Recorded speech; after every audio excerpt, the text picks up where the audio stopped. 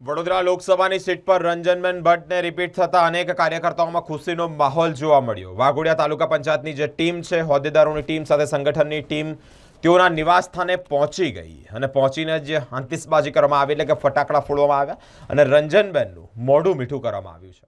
વડોદરા લોકસભાની ચૂંટણીના ઉમેદવાર તરીકે રંજનબેન ભટ્ટને રિપીટ કરાતા જ વાઘોડિયા તાલુકા ભારતીય જનતા પાર્ટીના સંગઠનના હોદ્દેદારો સહિત કાર્યકર્તાઓ મોટી સંખ્યામાં તેઓના નિવાસ સ્થાને પહોંચ્યા, મોઢું મીઠું કરાવ્યું, ફટાકડા ફોડવામાં આવ્યા, સાથે ફૂલહાર કરીને શુભેચ્છાઓ પણ પાઠવવામાં આવી।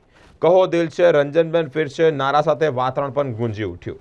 વડોદરા લોકસભાના લોકપ્રિય અને માતૃવાત્સલ સાંસદ શ્રીમતી રંજનબેન ભટ્ટને સતત ત્રીજી વાર વડોદરા લોકસભાની બેઠક પરથી ઉમેદવાર બનવા બદલ વાઘોડિયા તાલુકાના સંગઠન પ્રમુખ સુરેશભાઈ પટેલ, રાજેન્દ્રભાઈ પટેલ, યોગેશભાઈ પટેલ, નીલેશભાઈ પુરાણી, હરિભાઈ પટેલ, ઉત્સવભાઈ પરીખ, રમણભાઈ પરમાર અને રંજનબેન ભટ્ટના ખાસ અંગત ગણાતા સંગઠન મહામંત્રી સંજયભાઈ સોલંકી સમગ્ર ટીમ સાથે જ બેનના નિવાસસ્થાને જઈ અને વાઘોડિયા તાલુકાના આગેવાનો સાથે શુભકામનાઓ પણ પાઠવી।